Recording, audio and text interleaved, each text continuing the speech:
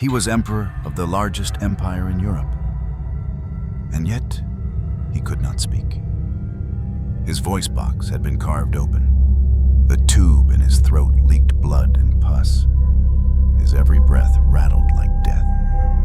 He ruled for 99 days and never spoke a single word. This is not just the story of a dying king. It's the story of how an empire silenced its last hope. How cancer, arrogance, and politics combined to strangle a man, not only in body, but in destiny. His name was Frederick III of Germany, husband to Queen Victoria's daughter, father to Kaiser Wilhelm II, a liberal trapped in a conservative court, a reformer destined to be king, but denied the time to rule. By the time he finally wore the crown, his throat was rotting from within. He ruled Germany in silence. He died in agony. And the world that came after him burned in war. This is the grotesque, tragic, and nearly forgotten end of the emperor who never got to speak. He was born into power, but he did not belong to it. Friedrich Wilhelm Nikolaus Karl was born on October 18th, 1831, into the glittering yet rigid court of the Hohenzollerns, a dynasty that valued discipline, military order, and silent obedience above all. From his earliest days, he was dressed in stiff uniforms and taught to stand like a statue at royal ceremonies. Even as a child, he was expected to behave like a general. But Frederick, as the English would call him, was not made of iron. He had a softness to him, not weakness, but gentleness. He loved books more than battles, painting more than parades. His tutors noticed it. So did his father. And so did the great Iron Chancellor, Otto von Bismarck, who would later sneer that the boy read too much English philosophy. In a court filled with barked commands and cold glances, Frederick dreamed of light. That light came in the form of a girl named Victoria. She was the eldest daughter of Queen Victoria of Britain, a princess raised on Shakespeare, science, and Whig liberalism. When the two met in 1855, during a diplomatic visit, they were just 23 and 14. But the connection was instant, sincere, and frighteningly modern. They didn't just shake hands, they debated. They talked about parliament, public health, civil rights, even education for women. She challenged him. He adored her. Against the murmurings of both courts, they married in 1858. It was called a dynastic alliance, but it was more than that. They loved each other, fiercely, without pretense. At their wedding, Frederick whispered in her ear, "I don't want to rule the world. I want to make it better." That line didn't belong in a German imperial court. It belonged in poetry. And it terrified the old guard. The Prussian aristocracy looked at Victoria with suspicion.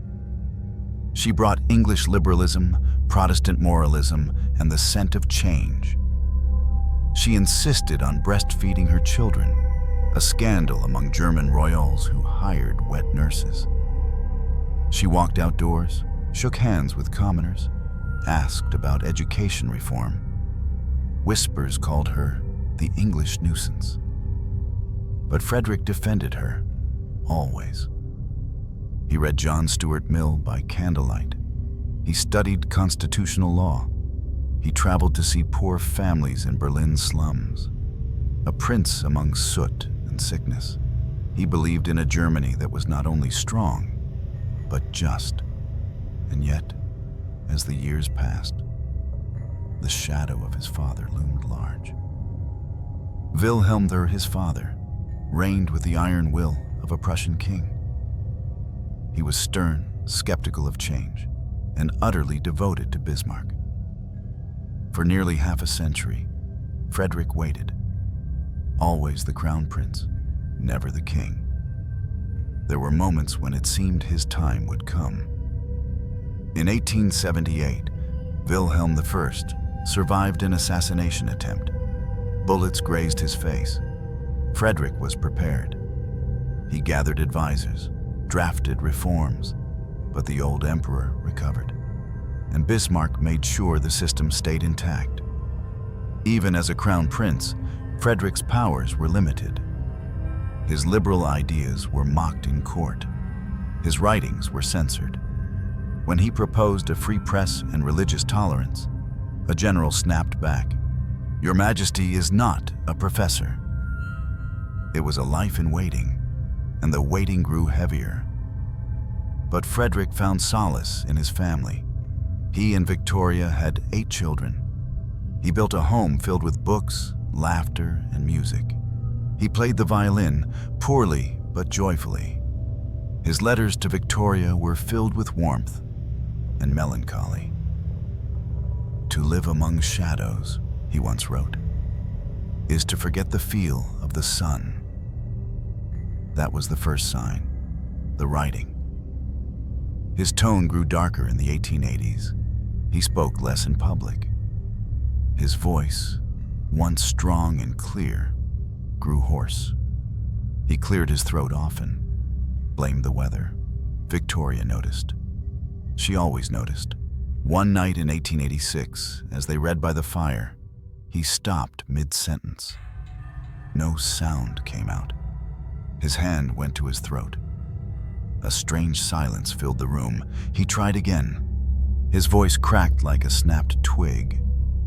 She set the book down, looked at him. He looked away. The next morning, he wrote her a note instead of speaking. It said, "Perhaps I am just tired, or perhaps time has decided to silence me before I speak." They still laughed, still held hands, still believed in the future. But something had begun to rot. Not just in his throat, but in the clockwork of fate that had always ticked just out of his reach. The crown he had waited for now hovered closer. But so did the cancer. And it was faster. Frederick never ruled, but he never stopped preparing to. From his mid-30s to his late 50s, he carried the title Crown Prince of Prussia, like a cloak that never quite fit. Too loose for real power, too tight for freedom. He lived inside a palace, but outside the throne. And in that space between present and future, he planned. He drafted constitutions. He annotated works of law. He wrote letters to liberal thinkers across Europe, discussing free education, press freedom, workers' protections. While the empire marched to the drumbeat of Bismarck and steel, Frederick whispered of reform behind velvet curtains. But whispers don't echo in marble halls. Inside the court, his ideas were unwelcome. Bismarck, the man who had unified Germany through blood and iron, saw Frederick as a threat. Not because of what he could do, but what he might undo. Frederick believed in constitutional monarchy. Bismarck believed in control. To the Chancellor, the only stable Germany was a military Germany. Parliamentary power was tolerated, not embraced. Liberalism was treated like an infection, manageable but always dangerous. Frederick had studied in Britain, admired its balance of monarchy and democracy. He wanted something similar for Germany, a constitutional empire, a state not ruled by fear, but guided by trust. Bismarck scoffed. England is an island. Germany is a sword. And so, Frederick's proposals vanished. His advisors were replaced. His name was omitted from key reports. When he requested to speak before the Reichstag, he was told the timing was inappropriate. When he asked to tour factories, generals warned of risks to imperial dignity. He was groomed to lead, but kept in chains. Still, he endured, not with anger, but with patience. He believed his time would come, and with it, the opportunity to reshape the empire from within. But even patience grows brittle when paired with grief. In 1881, Frederick and Victoria lost their youngest son, Waldemar, to diphtheria.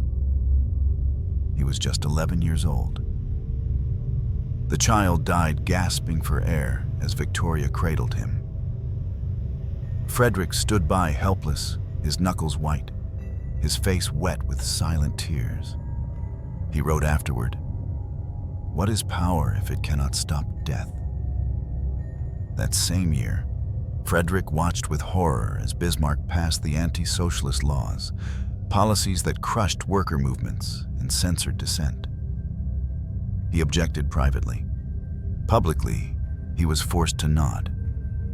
At diplomatic banquets, Frederick's silence became a symbol. He sat between generals and bishops, his expression unreadable. His allies shrank, his critics grew, and his enemies smiled. One evening, after a military parade, an officer joked, "The Crown Prince must be exhausted. He's been biting his tongue for 30 years. Frederick laughed, quietly, but Victoria didn't.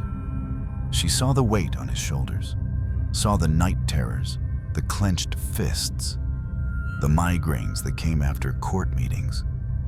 The way he gripped his pen when writing letters he knew would be ignored. In private, they raged. Victoria slammed doors. Frederick paced. "Why do they fear kindness?" she asked once. "Because kindness cannot be commanded," he replied. They clung to their hopes through their children. Their eldest son, Wilhelm, was bright, strong-willed, ambitious. But something felt off. Wilhelm had a withered left arm, a birth injury, and a fire behind his eyes that often flared into cruelty. He mocked his mother's English ways. He resisted Frederick's patience. He admired power, not philosophy. When Victoria tried to read him poetry, he rolled his eyes. When Frederick taught him ethics, he sneered. "Germany doesn't need a father," Wilhelm once said. "It needs a sword." Frederick blinked and said nothing. Years passed. Wilhelm I, the old emperor, grew frail. Rumors of his decline rippled through Berlin. By 1887, it was clear. The end was near. Frederick would finally ascend. After decades of waiting, the crown was within reach. He prepared his speeches. He summoned his advisors, the few who still believed in reform. Victoria readied herself to be empress. Then came the cough. It wasn't loud. It wasn't constant. But it lingered. Frederick dismissed it at first. So did his doctors. It was just the winter, they said. Just the stress, just the weight of expectation. But Victoria wasn't convinced. His voice grew hoarse. He cleared his throat mid-sentence. One morning, he coughed up blood into his handkerchief, bright red on white linen. He folded it quickly, pretended nothing happened. They called the best German doctors. Then the British ones. Conflicting diagnoses followed. Some said laryngitis. Others suspected tuberculosis. No one mentioned cancer. Not yet. In the palace, time was slipping. Frederick was caught between an aging father who wouldn't die and a body that might collapse before the throne was his. Still, he smiled. Still, he planned. "I must be ready," he told Victoria. "No matter how broken I feel, the country must not see me falter." But the cancer didn't wait. It grew, and in the shadows of the throne room, so did the silence. It started with a whisper. At first, no one noticed. Not even Victoria. Just a slight rasp in Frederick's voice. He cleared his throat more often, spoke a little softer than usual. The kind of change you'd blame on winter, or stress, or too much talking. But Frederick was not a man prone to complaints. He had survived decades of political disappointment, buried a son, endured ridicule from his father and his enemies. He was used to pain. He wore it like a uniform. So when his voice weakened, he said nothing. But Victoria heard it. Of course she did. She knew the music of his tone like a favorite hymn.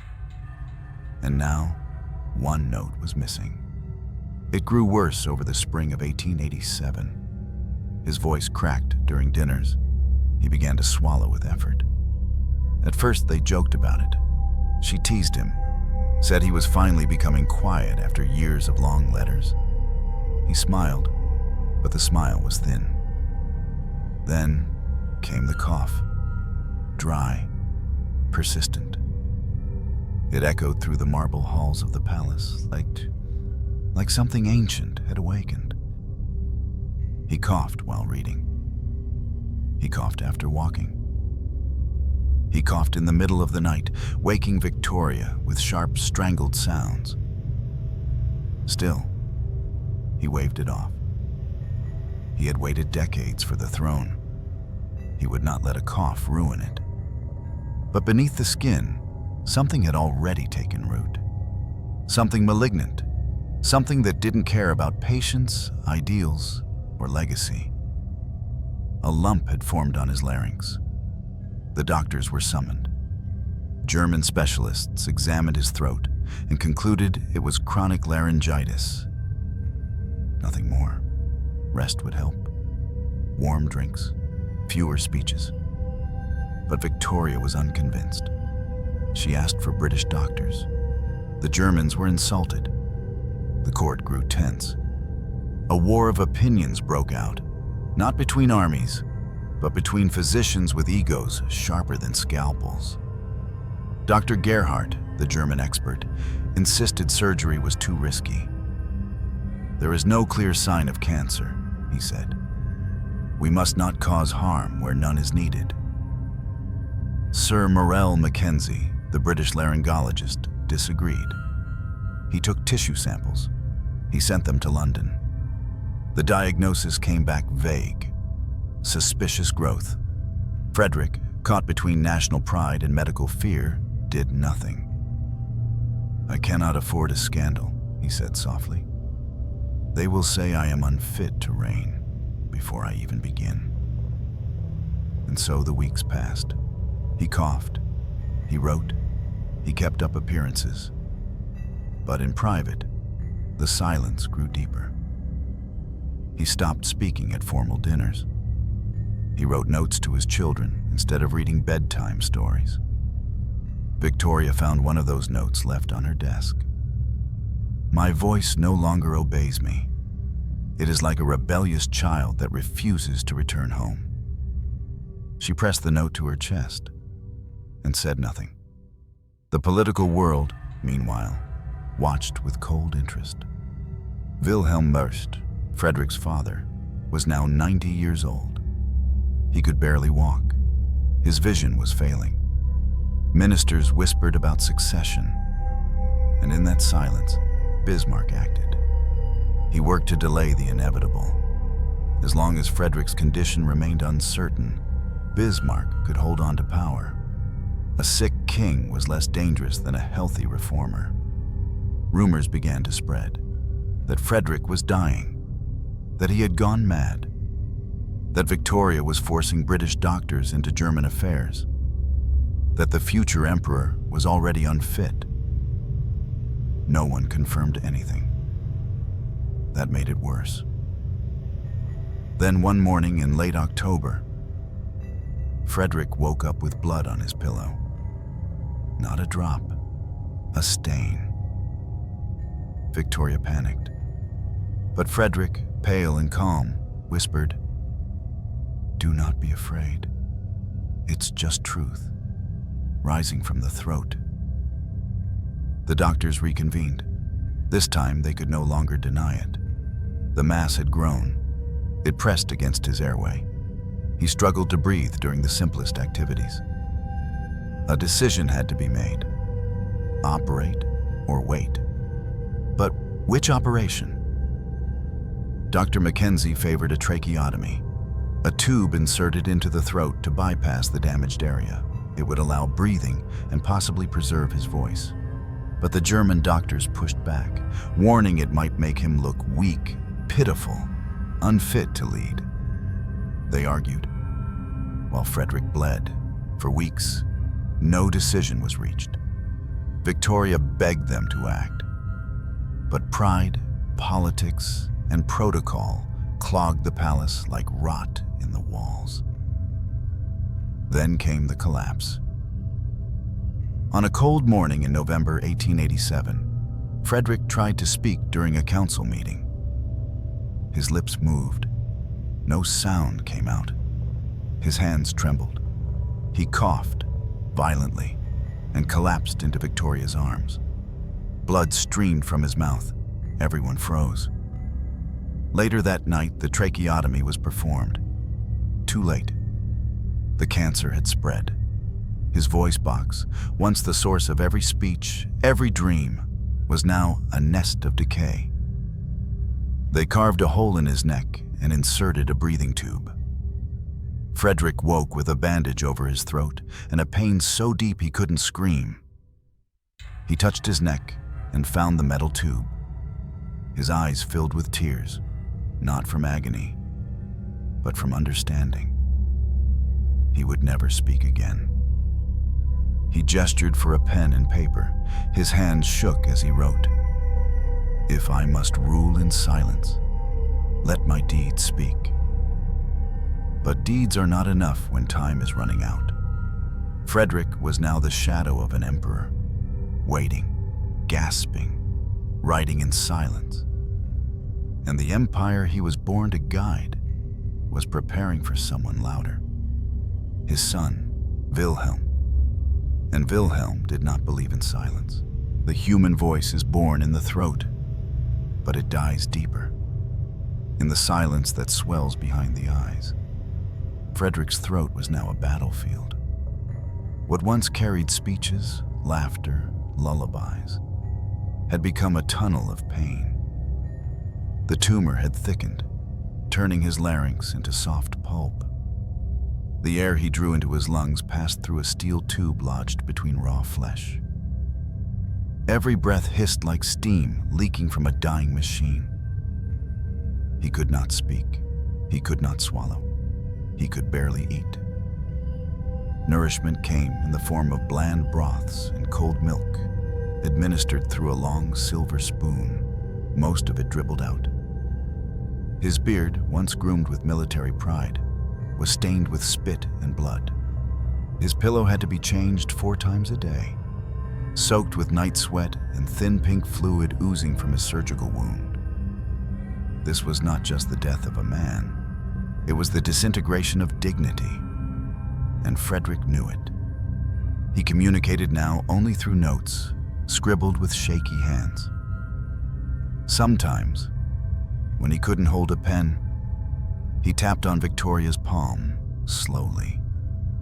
Like Morse code from the underworld, she never looked away.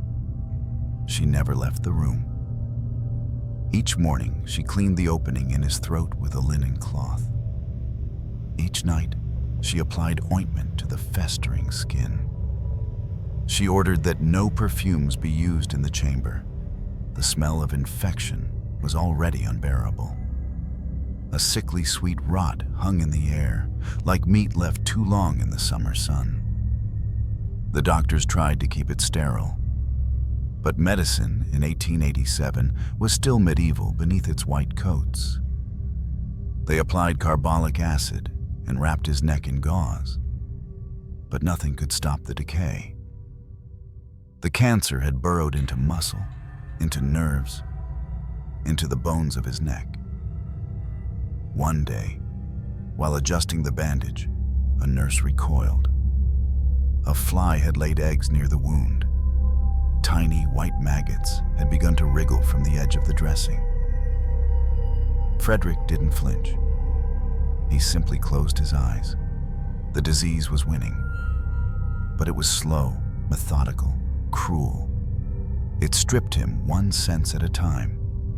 His voice was already gone. His appetite disappeared next. Then sleep. He could not lie flat without choking. His nights were spent propped up in bed, eyes half open, body shaking with shallow, breathless coughs. The only things that still functioned were his mind and his pain. He remained lucid. He still read newspapers, still listened to ministers reading letters aloud. He tapped his fingers on the bedpost when he disagreed. But more often now, he said nothing. Not even with his eyes. He had become a ghost in his own palace. Visitors came and went, always leaving quickly. The smell, the sight, the awkward silence.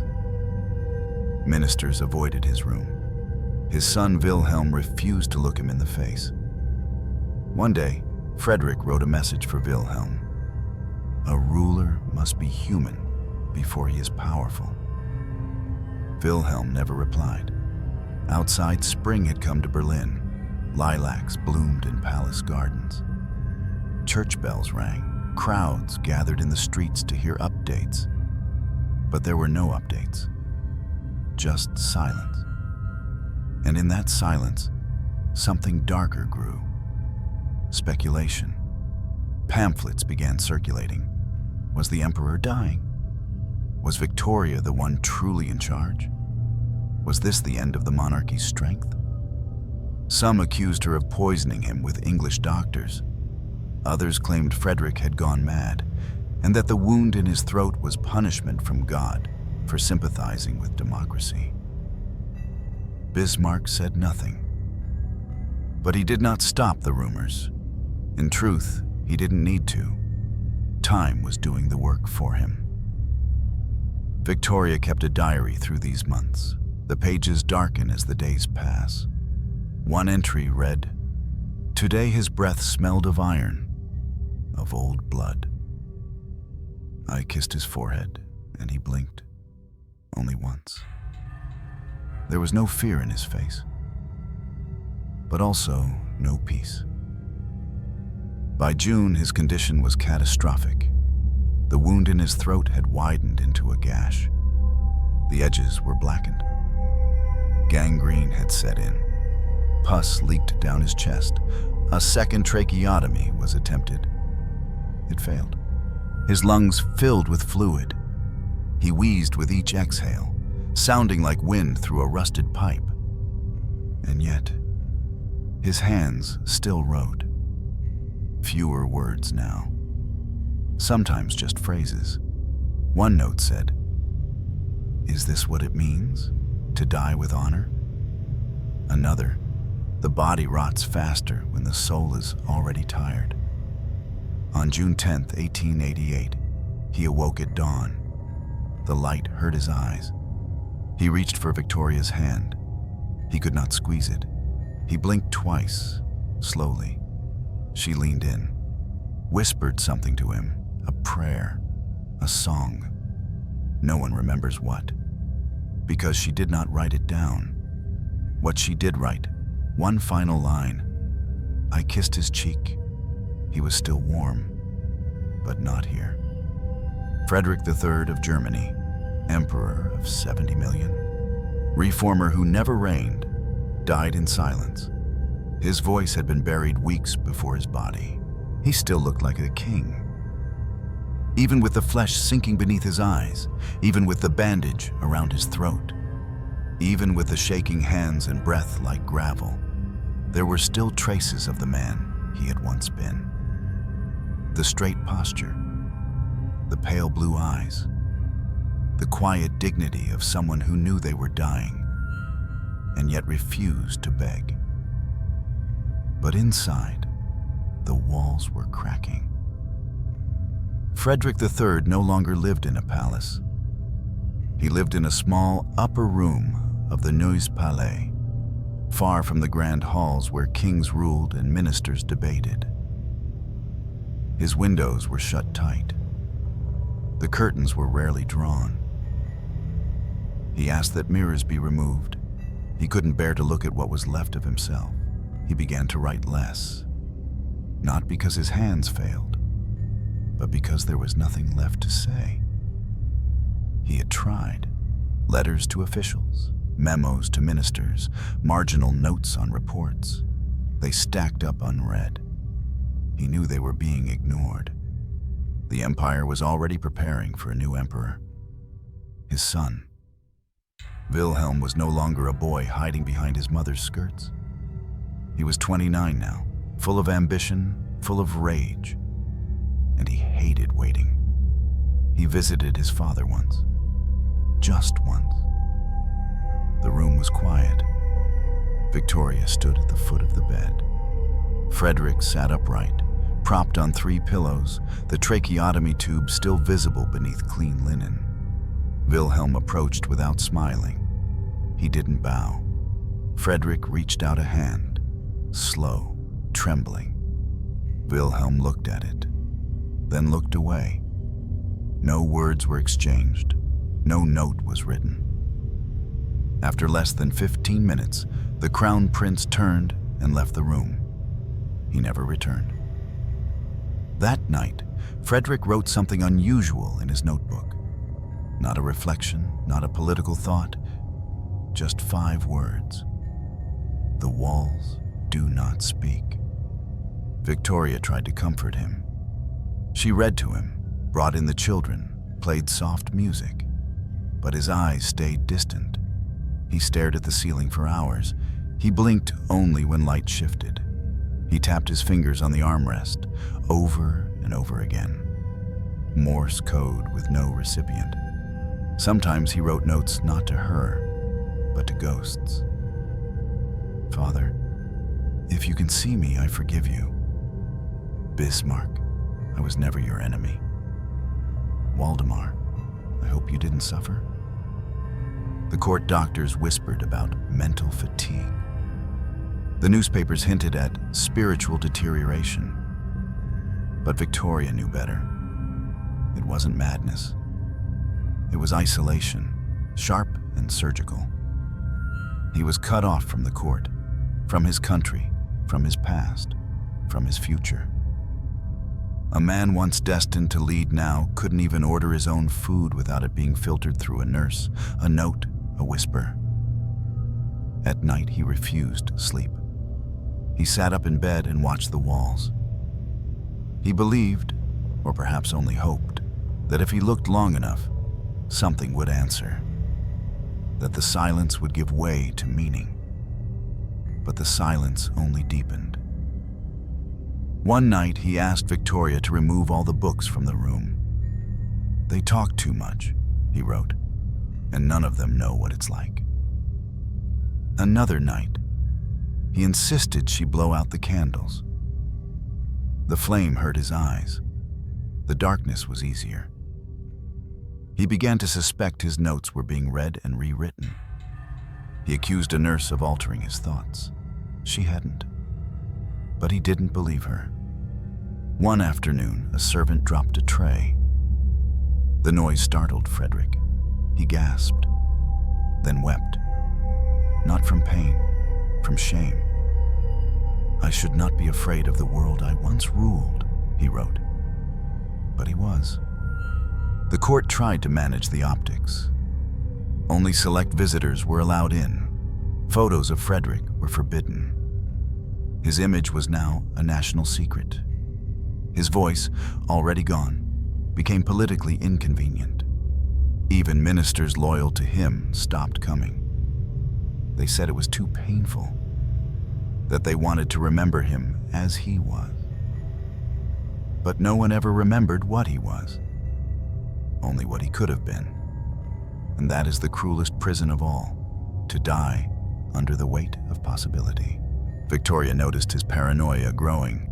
Once she found him tapping on the windowsill in the dark. "Are you waiting for someone?" she asked gently. He blinked.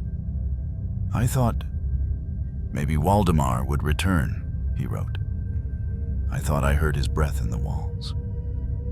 Another day, he whispered, barely audible, through the tube. They're already putting the crown on him. He meant Wilhelm, but he doesn't know what it costs. Victoria wept quietly. She placed his hand on hers. He didn't pull away, but he didn't squeeze back. By early June, he spoke to no one, not even with notes. His eyes tracked the light that crept across the ceiling in the afternoon. He blinked when it vanished, then sat still for hours. The only sound in the room was the wet gurgle of his breath. On June 13th, he wrote a final message before midnight. The empire I dreamed of was made of people, not stone. He tucked the note under his pillow. It was not a message to history. It was a confession. One no one would read until after his body was cold.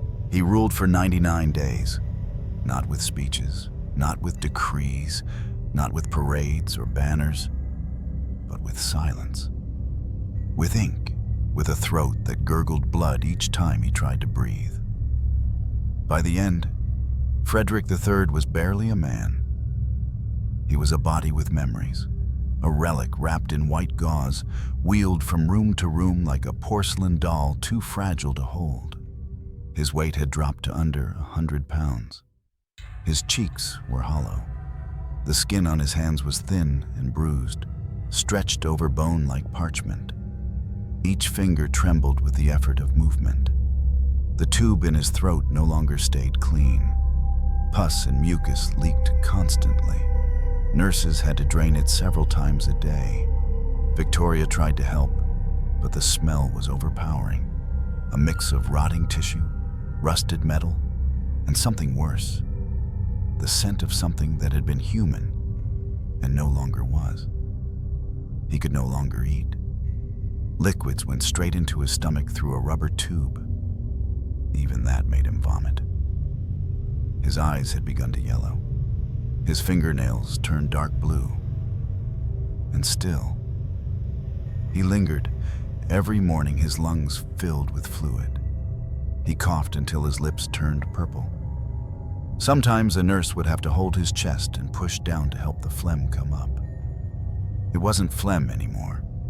It was black, like tar, or oil dredged from the bottom of something ancient. His breathing rasped in the night, not a snore, not a gasp, but a death rattle stretched over weeks. Visitors said they could hear it through the walls. It sounded like wind howling in a crypt. And then came the 99th day, June 15th, 1888. The morning was gray. Rain tapped against the palace windows. Frederick was awake, but not present. His eyes were open, staring at the ceiling, unmoving. He had not spoken, not even in writing, for 2 days. He hadn't blinked in hours. Victoria sat beside him, her hand on his wrist. She whispered old songs, old memories, old prayers. None of them reached him. At 10:17 a.m., he began to cough violently. His entire body convulsed. Blood burst from his throat. It splattered the sheets, the pillow, Victoria's sleeve. The nurse screamed. Another ran to hold his shoulders. He could not lie flat. The fluid would drown him. They tried to tilt him forward. His arms flailed. His eyes bulged. Something inside him, a vessel, an organ, something sacred, ruptured.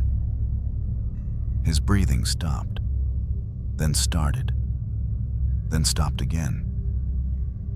His chest made one last sharp rise, then fell, and didn't rise again.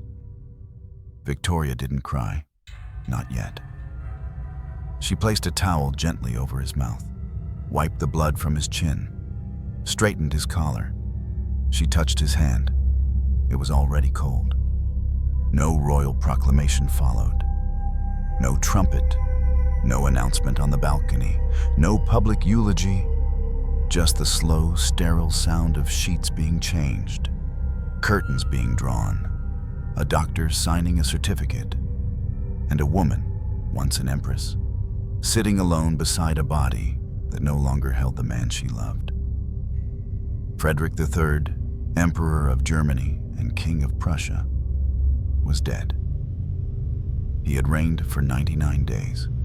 In that time, he had signed a few documents, proved a handful of appointments, written a journal in silence, and fought every hour, every breath, to leave something better behind. But all that remained now was the wreckage.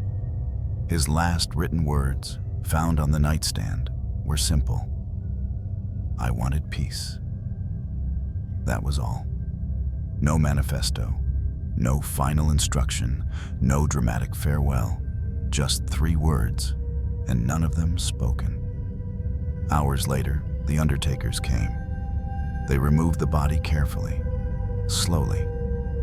But even in death, Frederick's body resisted. His throat, opened twice by surgeons, had not closed. When they lifted him, the tube fell out. From the hole in his neck, a final stream of black fluid spilled onto the sheets. It smelled of ash. The embalmers tried to clean him, but the decay had advanced too far. His body had begun to decompose even before death. The cancer had eaten through the soft tissue and into the spine. His eyes remained open. They had to stitch them shut. When Victoria came to see him one last time, she brought a single flower. Not a rose, not a wreath, just a small forget-me-not. She placed it on his chest. No one spoke. He was not buried in the state funeral. No golden casket, no parades of generals, no public procession through Berlin's grand avenues.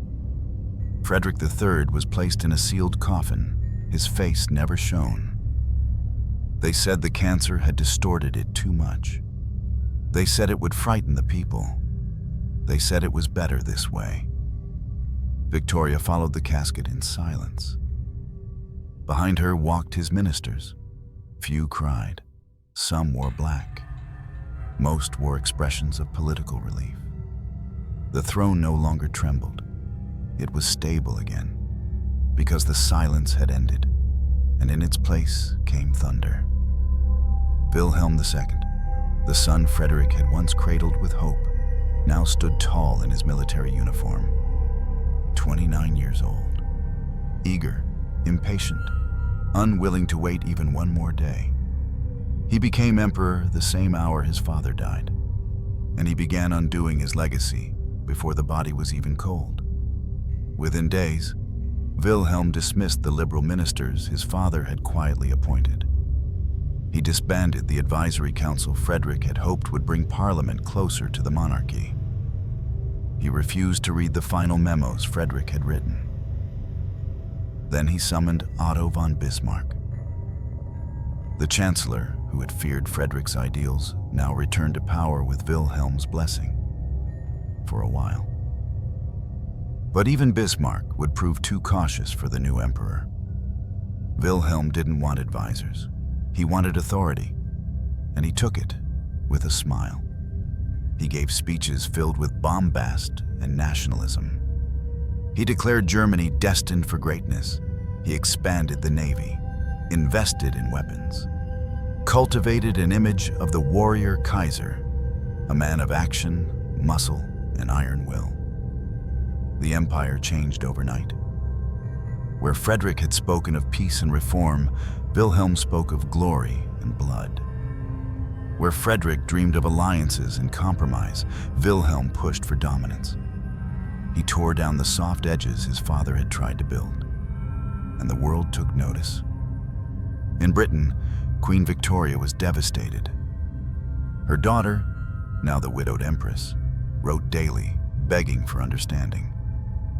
But Wilhelm ignored her. He called her the English widow and referred to her private letters as foreign interference. he despised his mother, and he never mentioned his father again. Historians now argue, what would have happened if Frederick had lived longer? Would he have softened the empire's aggression? Would he have resisted the militarization of Europe? Could he have changed Wilhelm? No one knows.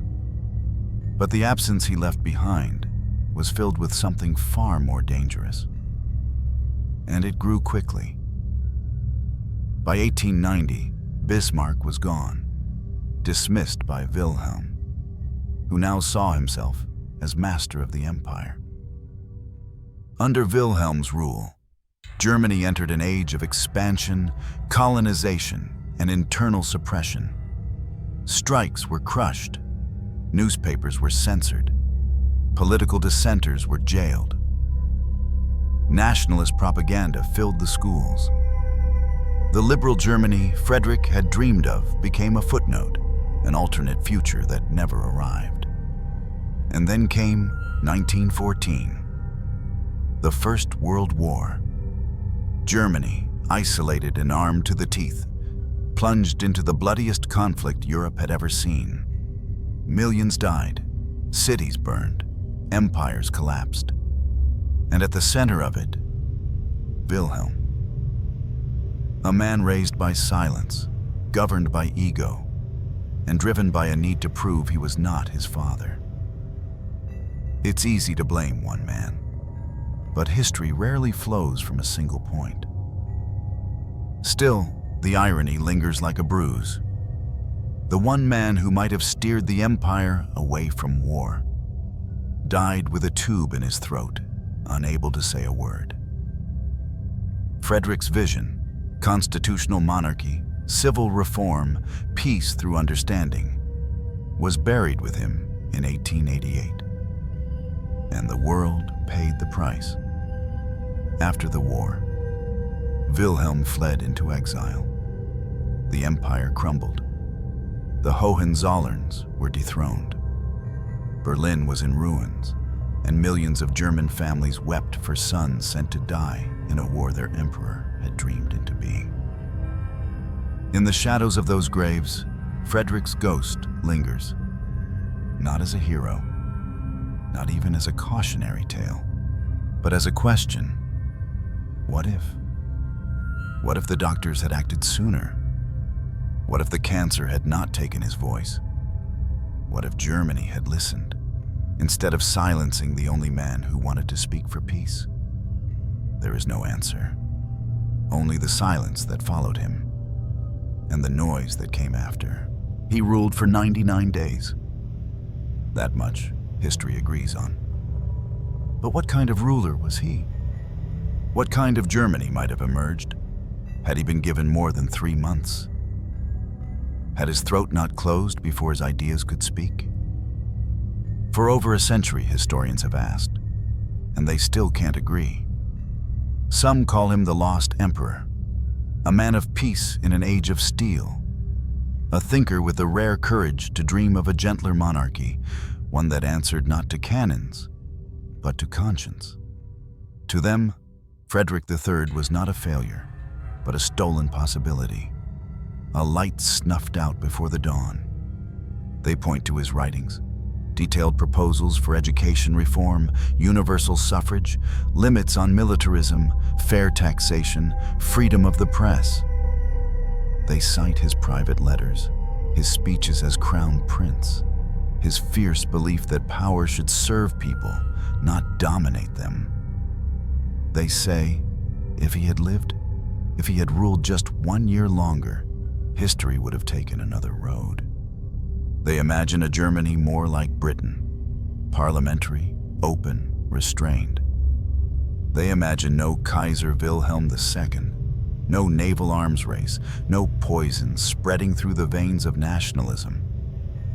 They imagine no world war, but others see it differently.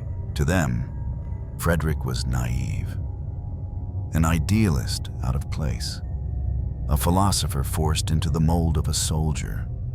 They argue that his dreams were beautiful, but impossible, that Germany in the late 19th century was not ready for softness. It was forged in war, unified by conquest, and held together by discipline, not debate. In their view, had Frederick lived longer, he would have been crushed, not by cancer, but by politics. Bismarck would have outmaneuvered him. The generals would have blocked him. Parliament, still weak and deferential to the throne, would have lacked the strength to make change real. And Wilhelm, already waiting in the wings, would have grown only more resentful. In this version of history, Frederick isn't a martyr. He's a mirage, a symbol more useful dead than alive. Still others suggest something even more uncomfortable, that Frederick may have failed, precisely because he was too gentle to survive the machinery of empire. They point out how long he waited in silence, how often he deferred, how he allowed doctors to delay, how he refused to show weakness even when dying, and thus let the narrative slip from his hands. To them, the tragedy isn't that he died too soon. The tragedy is that he never took control when he had the chance. One historian wrote, "The silence that killed Frederick began long before the cancer did." Even Victoria, who adored him, confessed in later letters that she sometimes wished he had spoken louder while he still could, that he had defied his father, challenged Bismarck, shouted, even once, in anger. But Frederick didn't believe in shouting. He believed in letters, in reason, in dignity, and that may have been his undoing. Yet something about him endures, not in monuments. There are few statues, no triumphal arches, no grand plazas bearing his name. But in the footnotes of history, his name returns, always with a question mark. What would Germany have become under his rule? Was he the last chance for a different 20th century? Or just a soft echo in a world already deaf to reason? In 1918, as the German Empire collapsed in the aftermath of World War I, an old professor at Heidelberg told his students, "Germany's future died not in war, but in silence." When Frederick coughed blood into his handkerchief and the world chose not to notice. That quote was never recorded officially, but it passed, whispered through generations of historians like a superstition. And so today, when scholars write about Frederick III, they do so with a certain reverence. Not for what he achieved, but for what he meant. He has become a symbol of missed chances, of voices never heard, of men too principled for the age they were born into. Some call him the philosopher emperor, others the ghost king. One biographer simply titled his work, 99 Days That Might Have Saved Europe.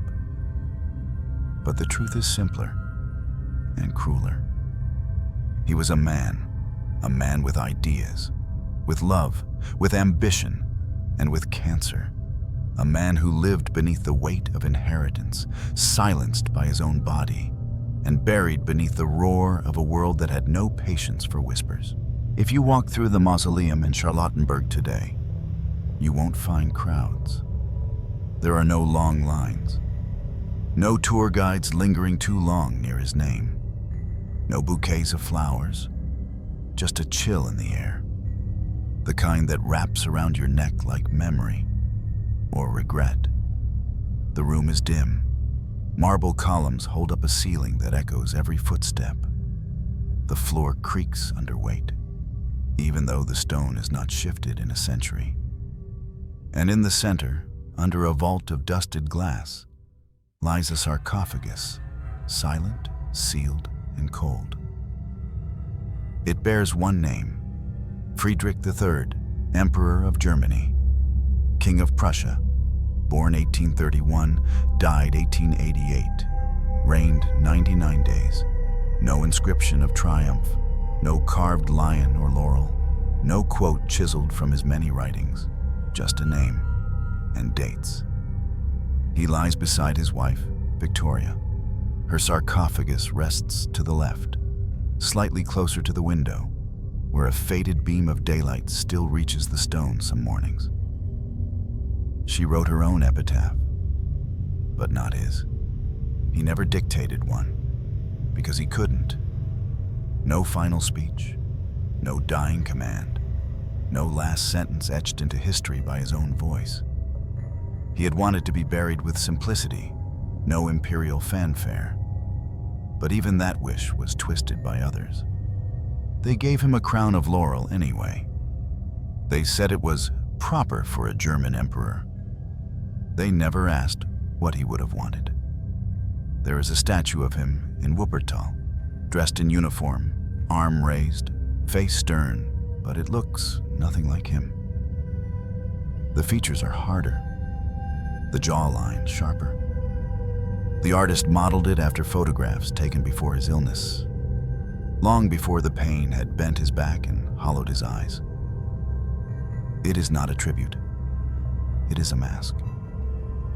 The real Frederick, the man who scribbled reform plans in a shaking hand, who wept when his voice vanished, who dreamed of a Germany that never came, is nowhere to be seen. In museums, he is a footnote. In textbooks, a paragraph. Even in paintings of the royal family, he often stands off to the side, barely in frame, as if history itself didn't know where to place him. There is one painting that survives from his final months. It hangs in a small archive in Potsdam, rarely displayed. The artist, a court painter named Anton von Werner, was given strict orders: depict the emperor with strength. But Werner disobeyed gently. The portrait is unfinished. Frederick sits in profile, shoulders thin, eyes unfocused. A book lies closed on his lap. His right hand rests on the armrest. The left dangles slightly, as if it had no strength to stay aloft. His throat is covered by a cravat. But if you look closely, you see the shadow of gauze beneath it. A hint of the wound. A sliver of truth. Werner never completed the face. The brushstrokes stop around the chin, as if the artist couldn't decide whether to honor the man or the emperor. The painting was never displayed publicly.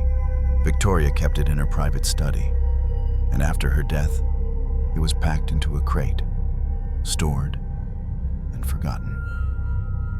Years later, a curator found it with a note in faded ink. This is how I saw him last, half there, half gone.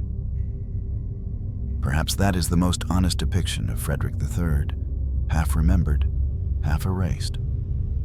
The cathedral where German emperors were crowned, the Kaiser Wilhelm Memorial Church, lies today in ruins, its tower blown open during World War II. A fitting metaphor. The empire that silenced its most thoughtful son eventually tore out its own throat in war. And no one speaks of him at the ruins. No plaques, no tribute, just silence. In 2014, during a small academic symposium in Berlin, a historian opened a discussion with a question. What would Frederick have said had he been allowed 1 hour on the throne with a voice? The room went quiet. No one answered. Not because they didn't have ideas, but because it felt wrong to put words in the mouth of a man who had none left. That silence became his legacy. Not a triumphant silence, not a sacred one. A silence that aches, a silence that rots in marble, a silence that still echoes faintly in the quiet tomb beneath Charlottenburg, where a cracked tile near the foot of his coffin still bears the scuff of a nurse's boot from June 15, 1888. The last day the emperor ever breathed. He was never truly crowned. Yes, The crown was placed upon his head. Yes, the titles were signed. Yes, the ceremonies occurred. In hushed tones, in awkward silences, in the shadow of infection. But Frederick III never got the one thing every ruler needs to lead: a voice. And it's strange, isn't it? How history remembers those who screamed. The ones who started wars, built armies, raised flags over bloodied fields, but rarely the ones who whispered, the ones who waited, the ones who believed in a gentler way and were punished for it. I've told many stories of kings, some ruthless, some mad, some brilliant in battle. But Frederick lingers with me differently. He was not a man of fire. He was a man of ink and breath, and both were taken from him before he could make his mark. I think about that sometimes, about how a single voice lost too soon can shift the balance of an entire century. He didn't ask to be emperor. He prepared because he had to. And when his moment came, his body betrayed him. His empire ignored him. And his son buried not just the man, but the message. I don't think Frederick III was perfect. Idealism can be naive. Principles can be crushed by machinery. And the world he wanted might never have survived reality. But that doesn't make the silence less painful. That doesn't make the breathless pages of his notebook less sacred. That doesn't make the image of a man choking in his own blood while still trying to write. I wanted peace, any easier to forget. We often romanticize tragedy, but this wasn't romantic. It was slow, clinical, rotting, the kind of death that doesn't fit into textbooks, the kind that embarrasses power, the kind that gets sanitized, footnoted, reduced. And yet, it's precisely the kind of death we should remember, because it reminds us that power is fragile, that even emperors can be voiceless, that even the most beautiful intentions can be devoured by disease, politics, and time. I don't know what Germany would have become if Frederick had lived. No one does. But I do know this. The silence he left behind was not empty. It was filled with regret, with possibilities, with a kind of ache that echoes through every war fought after. It reminds us that sometimes the greatest tragedies are not those caused by cruelty, but those caused by neglect, by hesitation, by a world that punishes the patient and rewards the loudest voice in the room, even when that voice has nothing to say. And maybe that's what scares me most about this story. Not that a man died, but that his ideas did too. Not with a sword, not with an assassination, but with a cough, a refusal, a delay, a room full of experts who chose pride over urgency. So here we are, more than a century later, still trying to imagine the world he never got to build. Still looking at his unfinished portrait, still reading his last note, still standing before a tomb that says almost nothing. And maybe that's the final lesson. That silence is not always peace. That power without voice is just ceremony. And that sometimes history's loudest warnings are whispered from the grave.